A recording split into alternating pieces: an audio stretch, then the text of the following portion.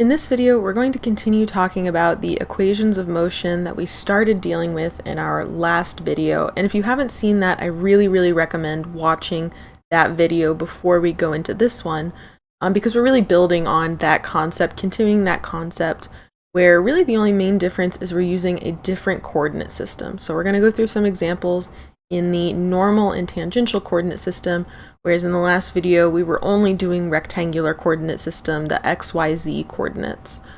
So this is going to be the same thing, the same process, just some examples in the normal and tangential coordinate system. So before we get into those examples, just a few tips for solving these equation of motion problems in the normal and tangential coordinates. And again, those equations of motion, we're talking about solving these systems of equations, these kinetic problems in dynamics with F equals ma. That's essentially our basis for this relationship of force and acceleration, Newton's second law, force equals mass times acceleration. And the way we're going to apply this in normal and tangential coordinates is going to be that some of our tangential forces is going to be the mass times the tangential acceleration. The sum of our normal forces is going to be the mass times the normal acceleration. And then there's one more direction that we haven't talked about yet. Right, so these normal and tangential accelerations have been, if we're moving along some known curve. So let's say there's a car, for example, who's traveling on this road, has a path, has a known curve, where we have our car that has an acceleration in the tangential direction, which is the tangent to the curve itself in the direction of travel. And then there is, whoops, that's not a very good line, the acceleration in the normal direction, which is towards the center of the curve, towards the center as if this curve were a circle, towards the center of that curve. But there is a third direction I haven't talked about, and that is the binomial axis. I spelled that right, hold on, sorry. I can do math, I can't do spelling. Binomial, the binomial axis. And this is the one that we can't actually see in this 2D image here. It's the one that is coming out of the page at you. So like where the car is coming out of the screen towards us, right? So kind of like if you think of it like an XYZ axis thing, where you have, Y, X, and then Z coming out of the page towards you. Or you might see it, if we were looking at the front of the car in this scenario, let's say I take this and I rotate it, so now I can see the car. Here's the car, there's its little wheels on the road, here's the headlights, here's the man inside driving the car. What we're going to see is that our acceleration in the normal direction, still in that same normal direction, this is the binomial axis. Right, this one that's coming up, again, it would be like out of the screen for us, but if we were looking at it this way, looking at the car head on, now the tangential acceleration is coming like out of the screen towards us, and this binomial axis would be kind of in the plane in that upwards direction. So this is the one that we haven't talked about, and the reason that we haven't really talked about him is because he hasn't been necessary in our problems, because there is no acceleration in the binomial direction. There is no acceleration in the binomial direction. Right, so what that means is that essentially we're always, at least in this course, going to be looking at 2D curves. Curves that come around like this, or if they are in 3D, they may be easier to solve with something like a polar coordinate system, a different coordinate system. But for us, we're going to say there's no acceleration in B direction. So we're going to have our sum of forces for our binomial axis equal 0. No acceleration. Right? And again, this is mostly applications that are like cars along curves. Maybe you have, the problem we're about to work, you have a skier who's gonna jump off the ski lift here, and so they only have tangential acceleration and normal acceleration, but they're not moving like towards us or away from us. They're only moving along that curve that we see in the 2D plane there. So for our cases, for now in this course, we're going to say that there is no acceleration in the b direction. All of these problems are going to be solved in some kind of 2D system where nothing is moving in or out of the page. It's all moving in two-dimensional curves there, with their b-axis having no acceleration in the binomial direction. And so my last tips for these are just going to be reminders of some of those helpful equations that we had talked about, some of those relationships with velocity, position, acceleration that we had talked about in kinematics. So that would be that our acceleration in the normal direction is v squared over rho, where rho is the radius of curvature, which is 1 plus y dx squared, all of that to the 3/2, all of that over the absolute value of the second derivative of dy dx, v squared y dx squared. And then we also have those tangential acceleration relationships of v dv ds, or we can also use tangential acceleration is dv dt, because if we remember, our velocity is only acting in the tangential direction. It does not act in the normal direction. So we can use these relationships for our kinematics portion when we're solving these problems with our equations of motion being that F equals ma relationship. Let's go ahead and put it into action and look at a few examples. Let's take a look at this example. So we've got a ski jump that can be approximated by the parabola shown, which is y equals 1 over 200 times x squared minus 200. And we want to determine the normal force on the 150-pound skier the instant she arrives at the end of the jump at point A, where her velocity is 65 feet per second. Also, what's her acceleration? All right, so again, reminder, the way that we're kind of processing these, the way we want to kind of think about these, is selecting our coordinate system and kind of visualizing like the kinematics part of the problem. What's the direction of the accelerations? What does our kinetic diagram look like? And using that in conjunction with our free body diagrams so that we can formulate these equations of motion, which is our F equals ma, and use our kinetics, acceleration, position, velocity, whatever, all of those relationships together to solve what we're actually looking for here. So we know in this video all of these problems are going to be normal and tangential relationships, and in this one, again, it makes the most sense because we're given the path and it's a curved path. So for any known curved path, pretty much we're going to want to default to using the normal and tangential.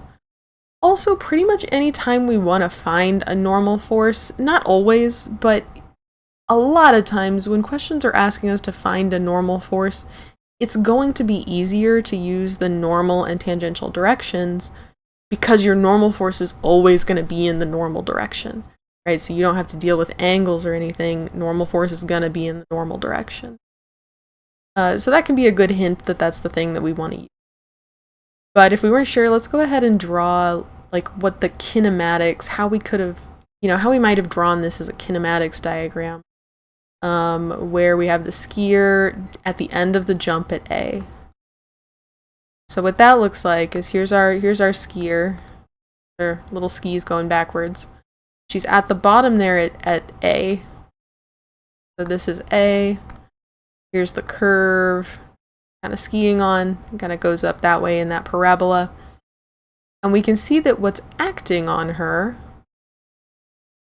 or if we're setting this up as a kinematics, what we see from a kinematics standpoint, right, is that she has an acceleration in the tangential direction. She has an acceleration in the normal direction from this curve.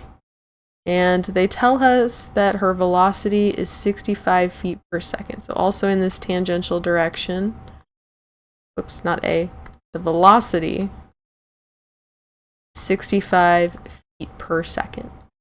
So we're going to use these as the positive convention. We're going to say to the left is going to be our positive A direction. We're going to say an up is our positive A in the normal direction. And so let's also do, now that we have kind of our kinematics, kinetic diagram going on for the directions of these accelerations, do our free body diagram. So our free body diagram of our skier, she's going to have acting on her, she has her weight, right? That keeps her down on the earth, her weight of 150 pounds. And then also, she's going to have the normal force acting upwards on her at point A there. Right, so same direction as our normal direction. That normal force of not of 150, the normal force acting in the opposite direction of her weight. Now bear in mind that her normal force is not the 150 pounds, right? Because of this acceleration that she's experiencing in both directions, her weight is not going to be that normal force is not going to be 150 pounds, even though her weight is. And you can kind of think about it like when you get into an elevator, imagine you're getting into an elevator that's going up. And so when you click that button, and the second the elevator starts to go up and pushes on you, and so you're accelerating upwards, that elevator, you can feel like you kind of get squished down to the elevator a little bit once that elevator starts pushing you upwards. And so your normal force, if you were to stand on a scale inside of an elevator, your normal force is going to be heavier than your actual weight the instant that that elevator starts moving upwards, because you have that acceleration in the upwards direction, the elevator moving you up from floor 1 to floor 2, for example. So this is the same idea. It's not a statics problem. Our acceleration does exist. Our acceleration plays into how we're going to solve this normal force. And that's what we're going to do. We're going to set up our equations of motion and find out what that normal force is, where we have sum of forces in the direction equals m times acceleration in the t. Sum of forces, actually I'm not going to do it there, I'm going to do it next to it. This over. Sum of forces in the normal direction is mass times acceleration in the normal direction. So looking at our free body diagram, let's do our tangential first. We have forces in our tangential direction. You're probably right. The answer there is no. There's no forces in the tangential direction in our free body diagram. We can see they're only in that normal direction. No tangential forces, which means 0 equals m times at. We know her mass. Right, that would be 0 is 150 over 32.2 to calculate mass in US units, which tells us that our acceleration in the tangential direction is 0. Not accelerating at all in the tangential direction. Really, she's pretty much about to enter a projectile motion. There's nothing propelling her forward. The only thing that got her down there in the first place was gravity. So she's not accelerating at all in the tangential direction. No forces in there. She wasn't pushing her skis into the ground or anything. No forces, no acceleration in the tangential direction. But we can see that's not true for the normal direction. So for our normal direction, when we go through to set this up, we get our normal, where we said up was positive, so normal minus 150 for her weight equals mass of our skier, so 150 over 32.2 times the acceleration in the normal direction.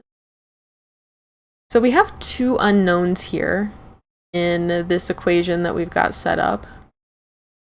But luckily, we can always refer back to those kinematics. We can use those kinematic relationships that we had talked about all through the beginning of class to find what that normal acceleration is.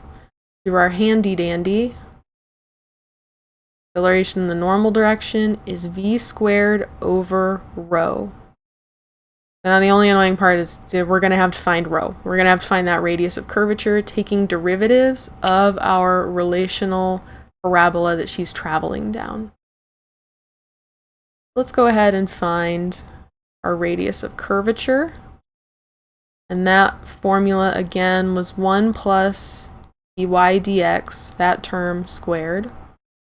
All of that to the 3/2, all over the second derivative of our y and x function, with y with respect to x. If I look at the function up here, my y, let me do this in color, y equals 1 over 200 times x squared minus 200. If I take the first derivative, dy dx is going to be 1 over 100 x. And then my d squared y dx squared, my second derivative, is going to be 1 over 100.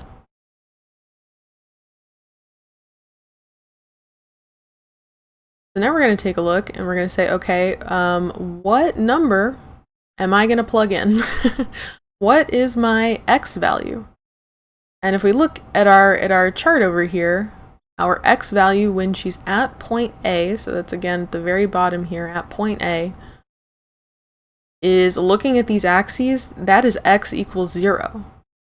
So at x equals 0 is what we're going to be plugging in here, which means that our first derivative actually goes to 0.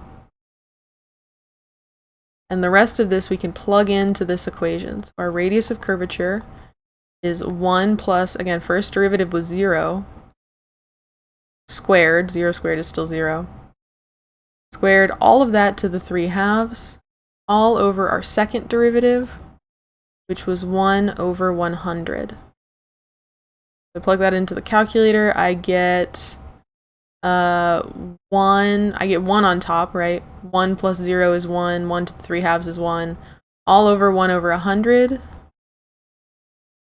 which gives me a radius of curvature of 100 feet when we're at point A there.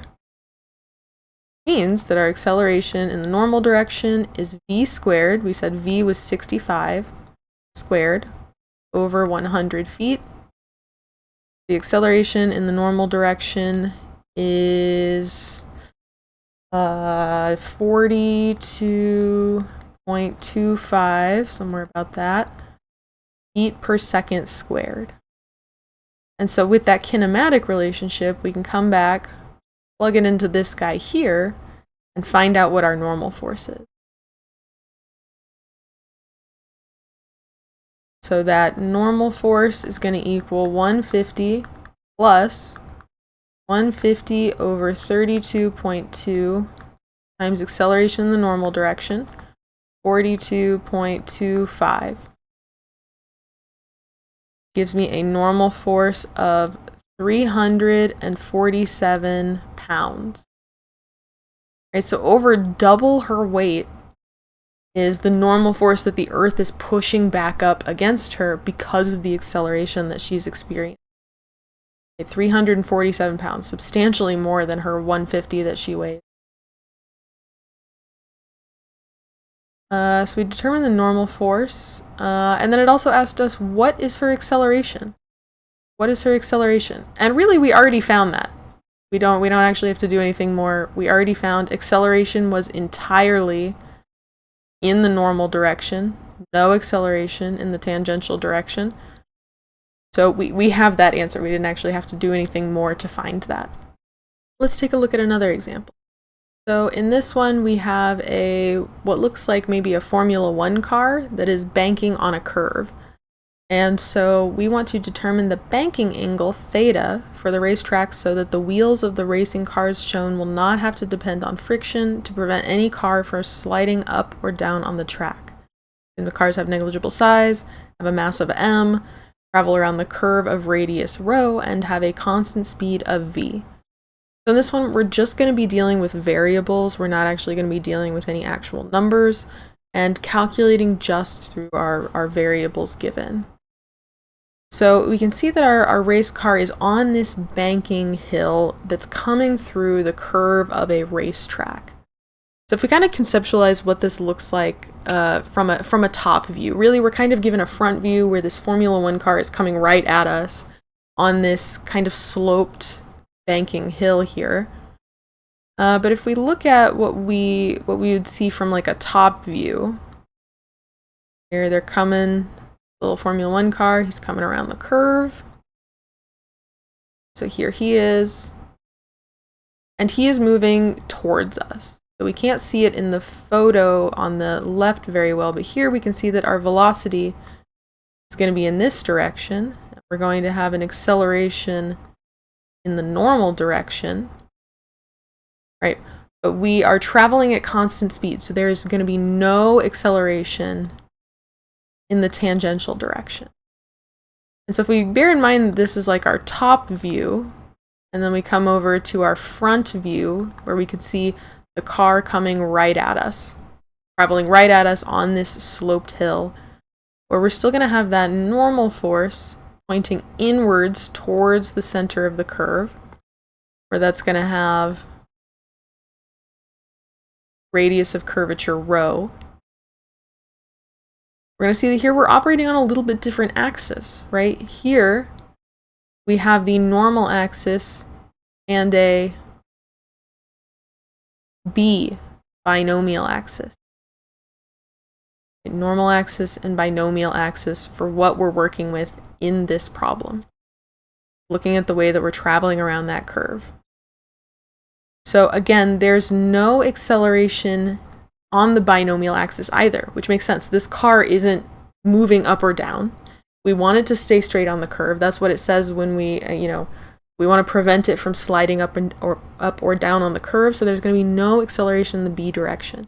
He's just taking that curve where there's only acceleration on the normal direction that is helping pull him around that curve, right? Otherwise, he would just, if there was no A normal acceleration, he would just travel straight off the curve and into the stands of the stadium. So that's why we've got to have just that normal acceleration there as he comes around the curve. So now that we kind of have an idea of what's going on, which accelerations we have, what things we're working with, we can write out our equations. So we can say, sum of, if you want to write them all out, you can write them all out. Sum of ft is going to be m times at, but we already know that this is going to go to 0. Sum of fn equals mass times acceleration in the normal direction. And sum of fb is going to be, well, we know that it's 0. M times ab, which is 0. This whole term goes to 0. And then we have really our fn equation is the one that's going to have the most information. But I'm realizing we didn't actually draw a free body diagram for this guy. We skipped, like, my favorite step. We skipped the most important step. We've got to draw a free body diagram for this guy, otherwise how are we going to know what we're finding? Let's come back to my guy over here, and I'm going to draw him a little bit more simplistic. Here's his free body. On this curve, it has an angle of theta. And so what we're going to see is he's got the weight of himself. Right, the weight of himself, he has mass m, which means his weight is going to be mg. And then he's also got the normal force that he's exerting on the road. And remember that normal force, since he's on an incline that's at an angle, that normal force is going to be on that same incline as well. So this angle here that we're making with this b axis is also theta, right? So since that block got moved up by about theta, that normal force is also moved over by theta with respect to the b axis here. That b axis. So what were we finding? The banking angle. All right, let's see what information we can discern here. So we know that our tangential direction is going to give us no information. There's nothing helpful in this equation. Our FB, really the only things in the B direction are we're going to have N, which we can write out. We can have in our FB, we have the normal force that is in the B direction. So that's going to be cosine theta minus mg equals 0. So that comes from our B setup. Now let's take a look at our normal. So again, we said our normal direction is going this way. Our acceleration in the normal direction. So that's going to be n sine theta. That's the only force we have going in our normal direction here. Only force is normal force times sine theta. Looking at our free body diagram. And that's going to equal mass times acceleration. Mass times acceleration in the normal direction. And thankfully, we have our substitution we can make. We know that acceleration in the normal direction is v squared over rho. So we can pop that in here. N sine theta, mass times v squared over radius of curvature. And then again, we're solving for that banking angle. We want to solve for that banking angle where the only variables we can have in our final solution are going to be mass, speed v, and the radius of curvature rho. What it means is I need to get rid of that normal force. I don't want that normal force to play into my final solution here because we don't want it to have to depend on friction. And as we know, friction depends on normal force. We don't want it to depend on friction. We don't want a solution that has any kind of normal force in it whatsoever. So let's go ahead and get rid of the normal force by saying, let's take this guy. Take this top guy and solve for n. So n cosine theta equals mg. Normal force is mg over cosine theta. And then plug this into the normal there. So we can get rid of that n term completely. And, whoops, and I don't mean to write n.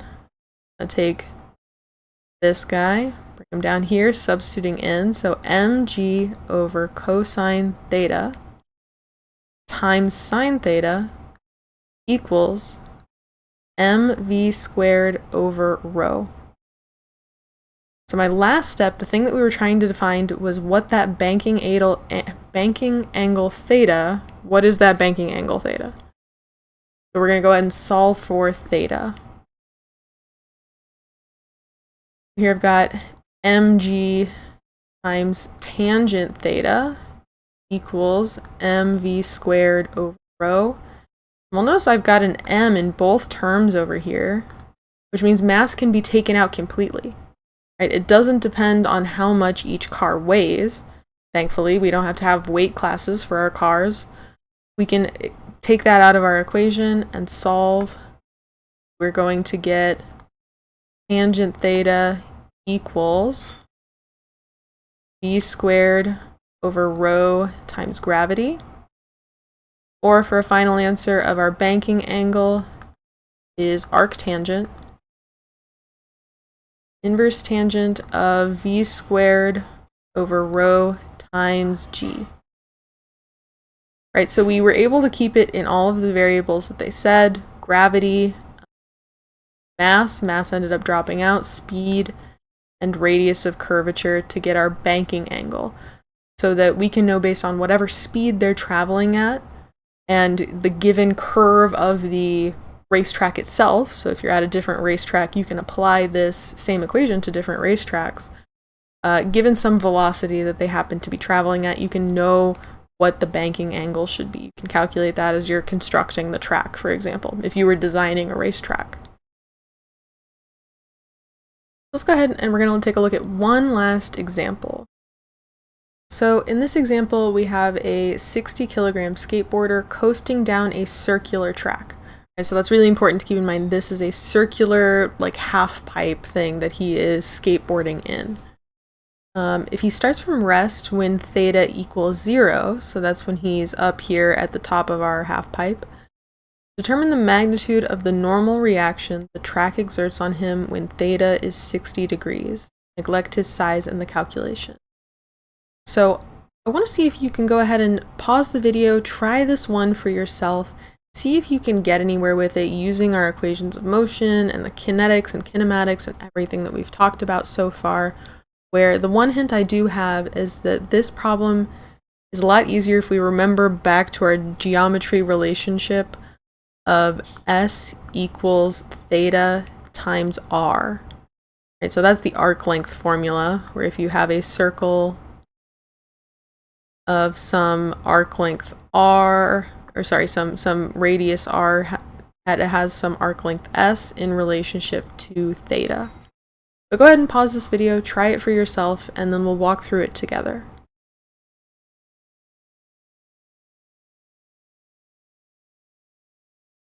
Alright, so let's go ahead and talk about how we would solve a problem like that.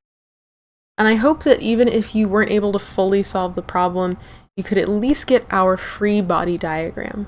Get a free body diagram, get a sense of direction, a kinematic diagram too, for what's going on with our skateboarder in the half pipe here. So if I draw my free body diagram for this guy, free body diagram, I can see that he's down here. It's 60 degrees. He hasn't quite hit the bottom there.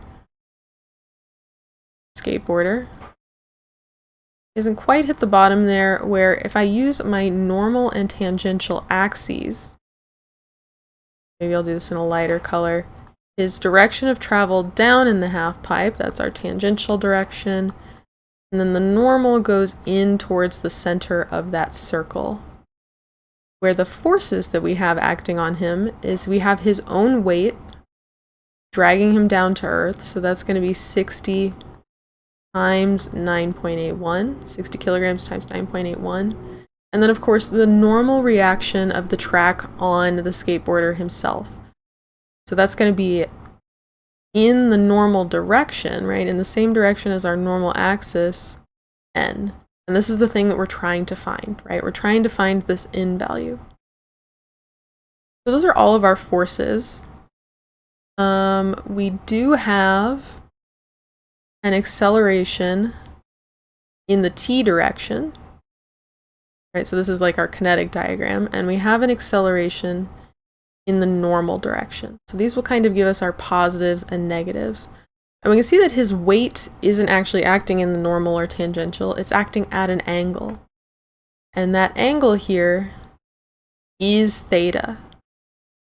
Right, so it's this angle between the tangential and where his weight is. That angle here is theta. Now that we kind of have a directional sense of a free body diagram, we kind of put the kinetic diagram inside of it, but that's okay. The kinetic diagram gave us all of our directions of acceleration. We've got all of our forces there in yellow, so we can go ahead and start setting up what we know. Right, we can go ahead and start working with sum of forces in the tangential direction equals mass times tangential acceleration, and sum of forces in the normal direction is mass times acceleration in the normal direction.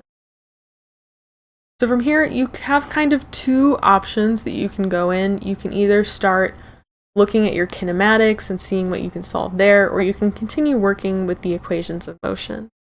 You know, there's not really like a set way that you have to work through these problems. If it makes more sense to you to start working through kinematics first, doing the, you know, for example, doing an equals v squared over rho, that's perfectly fine. You can start with that, and then you can bring the equations of motion in later. I personally like to see how far I can go with my equations of motion, usually first, unless it's really problem dependent for me. Whatever makes the most sense to you, you can solve it that way. Either way, you're going to have variables that you're going to have to figure out. So if I start with my equations of motion and actually plugging these things in, for my tangential one, I'm going to have only one force in the tangential direction, and that is the cosine of the weight. Okay, this guy right here is going to be 60 times 9.81 times cosine of theta equals his mass, which is 60 times acceleration in the t direction. We don't actually know his acceleration in the t direction, but we can basically solve for it here. Right? These 60s will cancel out, and we're going to get acceleration in the tangential direction is 9.81 cosine theta. So what good does this do? Let's see if we can use anything in our normal forces to get anywhere. So sum of forces in our normal direction, use a different color for that, is going to be our normal force minus 60 times 9.81 times sine theta. That's the normal component, I mean in the normal direction there, of the weight of the skateboarder, equals its mass, which is 60 kilograms, times the acceleration in the normal direction. So if I keep going down this road, I'm going to get, I know my normal, or I can find this acceleration in the normal direction with kinematics. I can also find this acceleration in the tangential direction with kinematics too. But I do know that my angle that we're looking at is 60 degrees. Right, he starts from rest, goes from 0 to 60. I'm going to put a pin in this for now, and I'm just going to look at my normal equation here. Alright, so if my acceleration in the normal direction is v squared over rho, how am I going to get v squared? I know what rho is, I know what the radius of curvature is. It's actually given to me in the diagram that rho is 4. V squared over rho, but I don't know what velocity is. Don't know what the velocity is at that point in time. But I do have a very handy relationship for my velocity and my tangential acceleration. Right? I know that I have several, I guess I could choose from. I have acceleration is dv/dt. I also have acceleration ds equals dv or v dv. And so since I know what the angle is that I'm moving through, right? I am moving from 0, angle of 0, to an angle of 60. That basically is giving me a position, right? It's giving me a change in position here because of that change from 0 to 60. For this ds component in my tangential acceleration, right? So what I'm going to want to do is, because I have an acceleration of t in terms of theta, is I'm going to need to relate theta and s together, put that in, and then do this integration.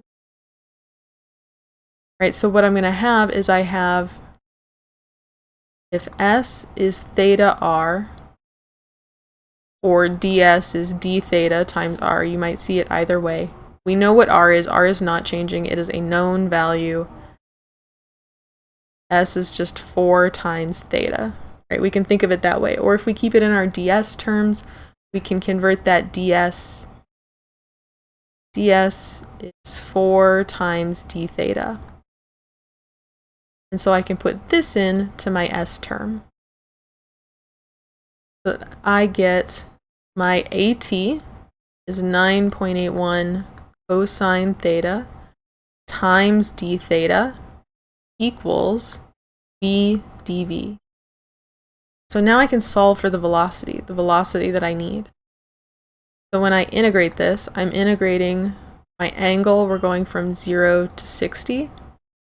I'm integrating my velocity, starts at rest from 0 to v. So when I integrate this, what I'm going to get is 9.81 sine, right? Integral of cosine is sine, from 0 to 60, going to be v squared over 2. And that's evaluated. So now I can just plug this in and I can solve and get v squared equals 67.97 meters squared per second squared. And I could take the square root of this to get what the actual velocity is, but bear in mind I was looking for this velocity so that I could plug it in over here. Because I know what rho is, I know the radius of curvature is 4, but I didn't know what the top term v squared was. So I can plug that number in directly to get my an, that normal acceleration. Our normal acceleration is v squared, 67.97, over radius of curvature rho is 4. Okay, so I can plug that bad boy in here to solve for the normal force. That's what we were trying to find this whole time. So normal force minus 60 times 9.81 times sine theta equals 60 times 67.97 over 4. And again, we're looking at the angle of 60 degrees, so I can actually plug that in. I probably should have done that while I was writing this out. I can plug in 60 for theta. And then it's just a matter of punching this all into my calculator to solve for that normal force. Gives me a normal force of 1,530 Newton, or 1.53 kilonewtons if you like to simplify things a little bit. But here, this was really a much more difficult problem, trying to figure out how can we relate all of these different little pieces of information together. All the way from arc length, which maybe we learned back in geometry in high school or middle school, all the way through everything we've learned in our kinematics, having to deal with the normal and tangential forces, and then going through doing an integration. Maybe we forgot that cosine was, or like when you integrate cosine, you get a sine. It's lots of different math pieces coming together with all of these different physics pieces coming together to give us these dynamics problems, these really complex and robust dynamics problems that we can be solving. So they do take a lot of practice, and they do take time to get comfortable with. But just know that you know, it's engineering school, and some of you are preparing to be rocket scientists and mechanical engineers and all of these things that have to do these complex calculations that you're well on your way to doing now. So just keep at it, keep practicing, and I will see you in the next video.